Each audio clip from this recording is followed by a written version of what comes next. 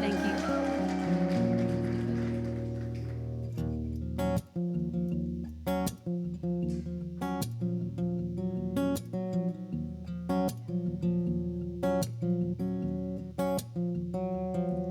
I've lived around the water as long as I've known. Me and the seas have stories to be told. I'm not one to gamble, I'm not one to fight, but these tossing waves have fought me for my mind. Storms on the way, but I've got what it takes. Clouds are moving in, but the sun's on my face. Sailing up to a different life. Got all the love I need to get on by. Catch me counting on the wind, the shore and me are sure to meet again.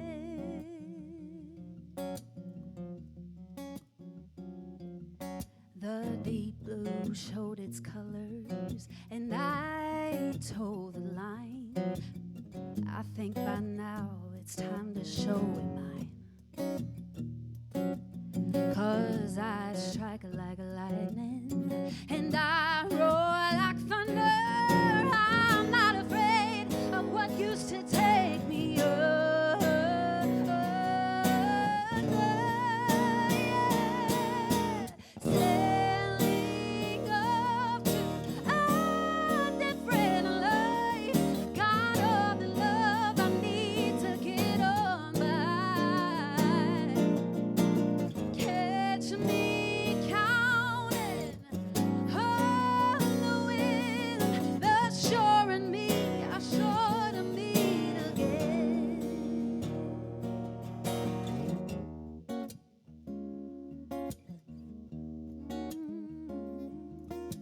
I'm gonna wait on the wind. I'm gonna wait on the wind. Snap your fingers like this. I'm gonna wait on the wind. Ooh, I'm gonna wait on the wind to show me the way. I'm gonna wait on the wind to show me the way. I'm gonna wait on the wind to show me the way. I'm gonna wait on the wind to show me the way. I'm gonna wait on the wind. Sailing up to a different life. Got all the love I need to get on by. Catch me counting on the wind, the shore and me are sure to meet again. The shore and me are sure to meet again. I'm seeing paradise around the bend.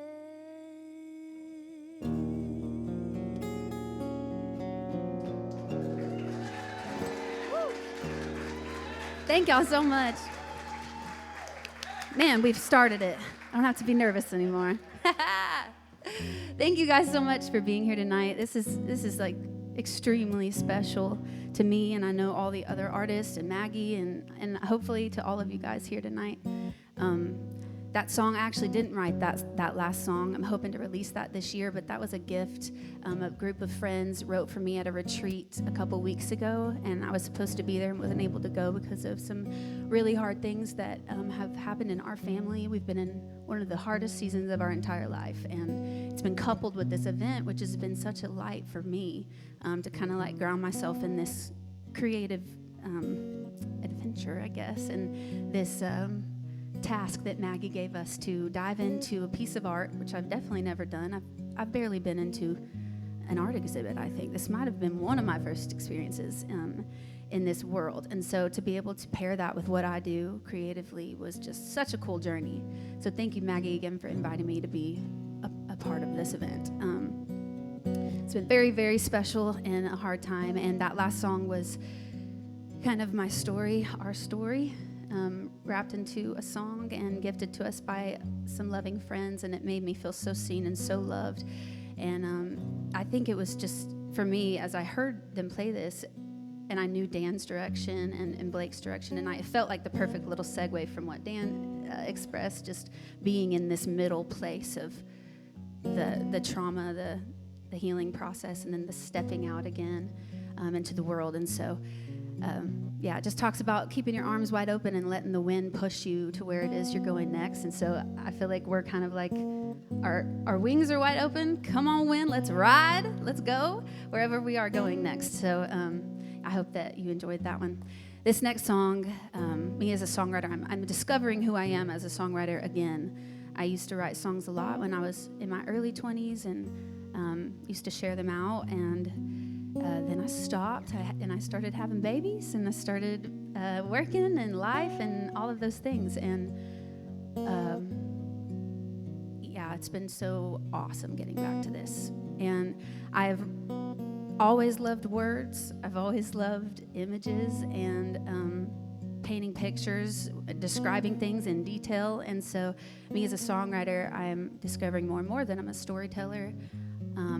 I just love to see images in my mind like a movie reel or like a music video. And if I can see it, I can write it. And so this next song is loosely based on our little love story of when we first fell in love.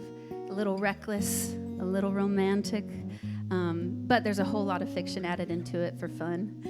So I hope that you can picture either the first time you fell in love, or if that was terrible for you, do not go back there. Just live vicariously through this fun little story. But yeah, this one's called Drown It Out.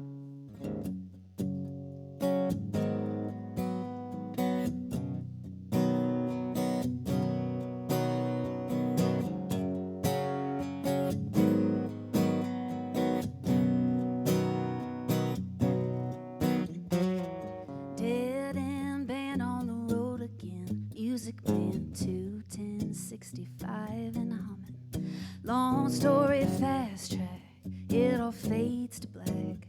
Velvet wingback, smokestack, sign of the times burning low.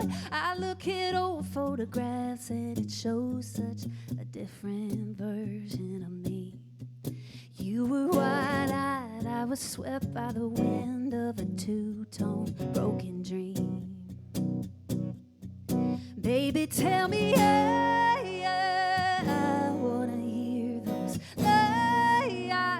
you tell so well, and I want you to drown out what I was too young to hear. We drank it bone dry, my whiskey eyes turning all your lines into make-believe. You had me throwing dice in the backseat, haze tongue-tied, falling hard for the runaway.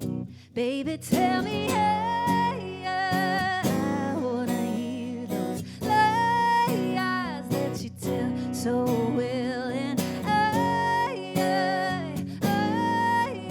want you to drown out what I was too young to hear.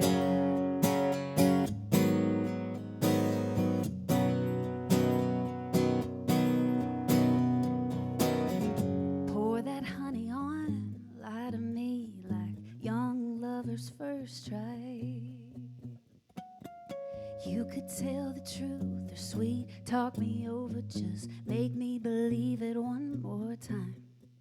Baby, tell me, I wanna hear those lies that you tell so well, and I want you to drown out what I was too young to hear.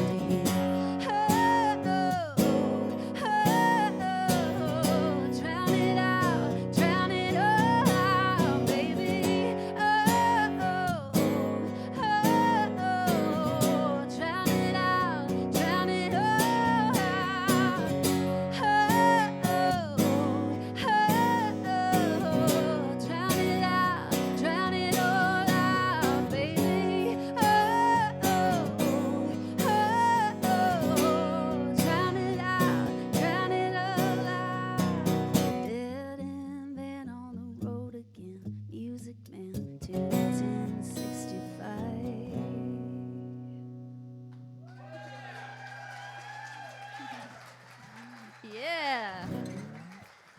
That's so sweet. I like how to I like had a flashback of like, this is what we were doing when we first met.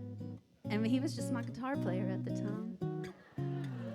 Yeah. Now I'm a mother of two. Anyways, it's been fun doing this with you. Well, okay, so before I share this idea with you, I would love to take you back to a real place, June 24th, 1973 in New Orleans. There was a bar called the Upstairs Lounge, and this was a safe haven for people that otherwise did not have many safe places to go. This was a place where they could be together and experience community and probably for one of the first times really be themselves. And that night, someone set this building on fire. And it was a brutal hate crime where 32 people lost their lives. It wasn't talked about barely at all. It did not get the attention that it deserved. It did not have the mourning that it deserved. These people were not afforded funerals. They were not given proper burials because of who they were. And that is what this art piece exists to not only focus on how this space ended, but what it was. It was a room full of humanity. I never sat in that room, and I wasn't there in 1973. I didn't know the people. I didn't hear the music. I didn't experience the weight of what this room really meant in real time. But I saw it. As I came to Stoweworks for my first time on the grand opening night of this Paradise exhibit, I walked around, and as the other guys said, we tried to give every piece in here a fair shot. You know, everything's beautiful. But what really spoke to you, you know? And so as I'm walking around, this piece right here was just calling to me. And so I walked up to it, and I saw the cute little, quaint little building, you know, and all of the vines that were overtaking it. But I loved this color. I don't know, it has kind of like little scraps in each little leaf that have words and text and different colors. And it reminded me of like a quilt or something. I don't know. I loved it. And then I saw it said the Upstairs Lounge of New Orleans. And then I started seeing all of these people and what the lounge might have looked like. I just saw like velvet, you know, 70s kind of style, very dim lit. And I saw a piano in the back. I saw people sitting at a bar and laughing, like this wooden top bar, laughing and just smiling. And for some reason, I saw somebody in a red dress. I guess that was just the lounge vibes. And so I tried to step into this space that wasn't mine and picture what maybe it was like.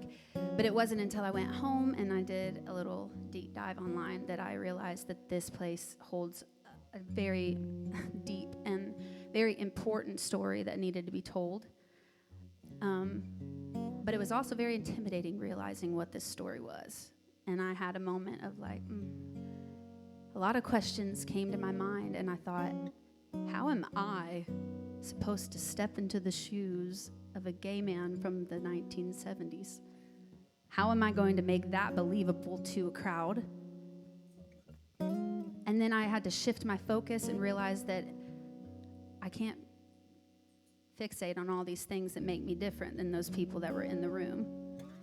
And I started trying to find the moments or the things that made us the same. What did we share? What did we have in common? We spend so much of our lives paying attention to the things that make us different. Different belief systems, different backgrounds, or the way that we were raised, different ways that we view the world. And all of those things matter. They shape us. They make us unique. And it's important to find out who you are and what you stand on. But I don't think that empathy begins in the spaces where we're different. I really think that it's natural for empathy to begin in the places where we see ourselves in someone and where we are the same. Because underneath every label that we've ever been given every opinion that we've ever formed, or every moment or story that we've ever lived in our lives. We all have different stories, but we all have a couple things in common, I realized. We all want to be seen, even by just one person. We all want to be safe, and we all want to belong somewhere. And we all know what it feels like when we don't. I think one of my favorite moments of this experience was when we got together, all three of us, musicians and Maggie, and we sat on the floor right here. And we all kind of shared our stories with each other. And we're all from different backgrounds. We're all from different genres of music, as you can see. We all hang out with different crowds of people, play different types of shows. We're all very different. But the common thread, it was funny, we all had not the greatest experience with our time in Nashville. And for me, I was like, oh, you too? Okay. Now we've bonded. And then the walls sort of started, not walls, but I don't know. We just started seeing like, okay, I'm a lot more like Dan than I thought. I could get a little psychedelic. No, not really.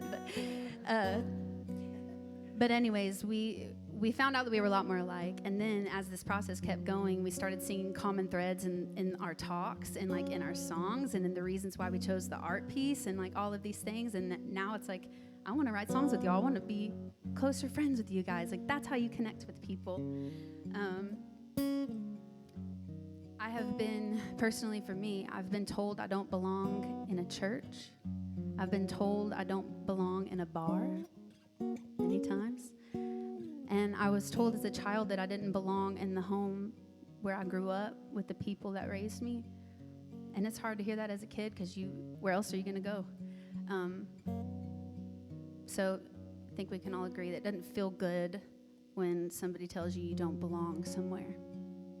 And yet we spend so much of our adult lives separating ourselves from others, like drawing lines, building up harsh boundaries, building walls, sitting at only tables where people look like us and talk like us and think like us and agree with us, like the yes man mentality.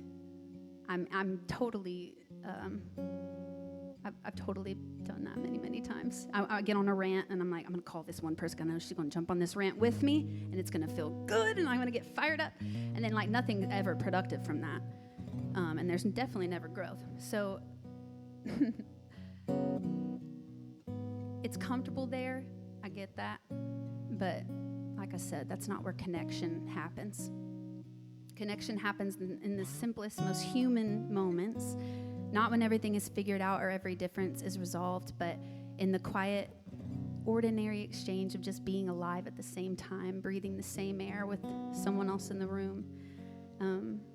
I think we've forgotten how to do that. We've been taught to maximize every moment, fix the problems, analyze the feeling. We can't even just feel something anymore. I mean, I don't know about y'all, but me, I'm like, okay, but the way that we kissed this morning, he's probably mad at me. Oh no. And then I overthink and I can't even just like experience the kiss, you know. It's crazy. Why do we live this way? Do y'all live this way? Am I the only one? Chronic overthinker? Okay. Ooh. We're taught to dig deeper, dig into our childhood, relive the traumas. Those things are good, but man, there's a time and place for it. Be better, do more. But what if for just a second we didn't? And we just sat across from another person and let that be enough and had no agenda and no assumptions of the other person. We didn't try to change ourselves. We didn't try to change them. And we just were present with each other. Like right now and here in this moment in this room, this might be silly, but if you have a drink in your hand, taste your drink right now. Just take a little sipperoo and just experience it. It's so simple, but just experience it. Like, taste it. I don't know. Be in the moment. Look around this room at all this beautiful art that you're surrounded by and all the beautiful art that's been filling this space, filling this air. It's special in here. And look up long enough see the emotion in someone else's eyes. I really miss that a lot. It's important that we do that. And remember that the person sitting across from you or the person sitting next to you right now is breathing in the same air that you are. And it's deeply unifying to realize that. It's not about different belief systems or different backgrounds or any differences at all. It's something that simply says you're human and so am I. And maybe if we spent a little more time there, not trying to conquer the moment, but simply being in it, we'll realize that connection comes a whole lot easier than we've made it to be. So this song I'm going to share with you, it's not a documentary, it's just an imagining, again, a glimpse into what the room might have felt like from the perspective of somebody that's passing through and that just shows up in this room to have a quick drink, and they realize that on paper they probably don't necessarily belong here, but they find belonging anyways. And so it talks about people. I've put little characters in here named Terry and Jim, and I hope that you can imagine your own Terry and Jim in your mind. My goal with this song was to literally make you see a movie, like in your brain. So even if you want to close your eyes and just visualize it, whatever you want to do, the tension of not belonging and the freedom of realizing that you do. Sometimes we don't have to live the same story to understand the same feeling, and sometimes empathy begins when we step into someone else's room. So this one's called The Upstairs Lounge.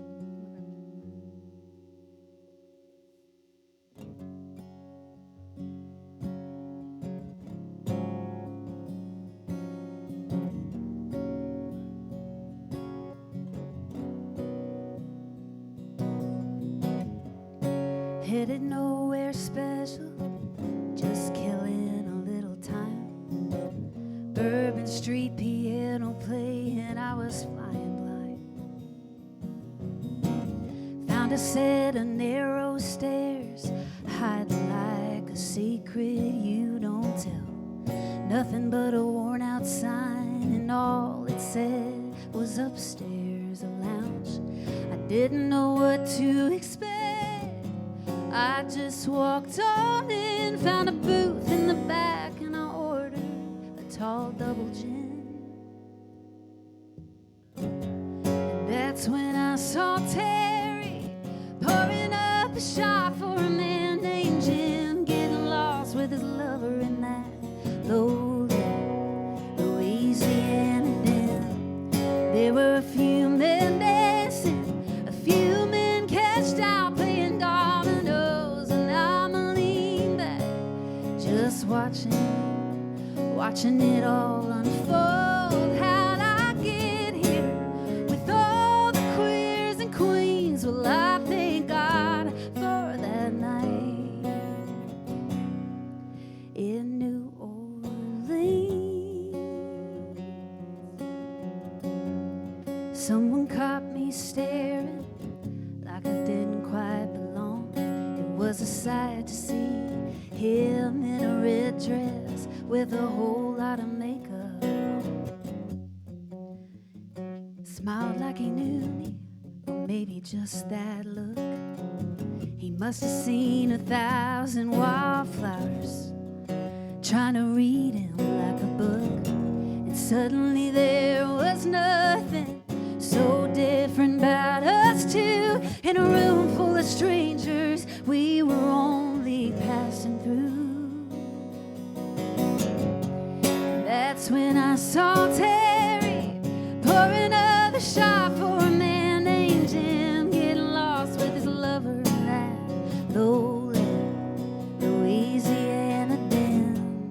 There were a few men dancing, a few men cashed out playing dominoes, and I'm leaning back just watching it all unfold. How'd I get here with all the queers and queens? Well, I thank God for that night in New Orleans.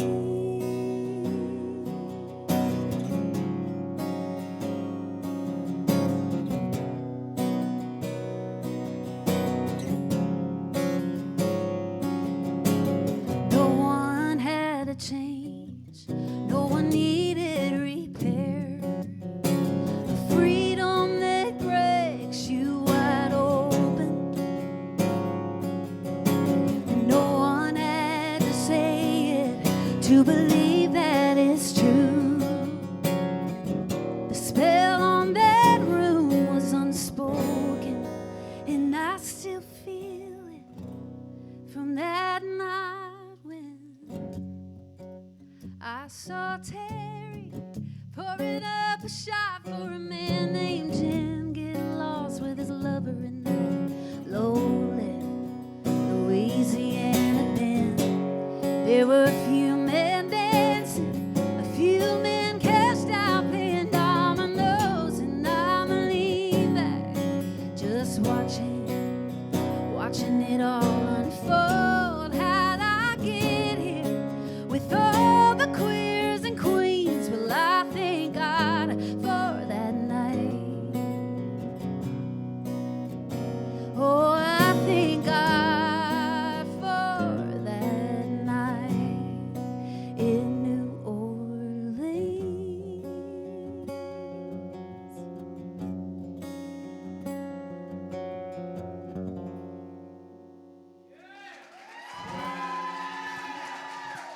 Thank y'all so much. Thank you, thank you.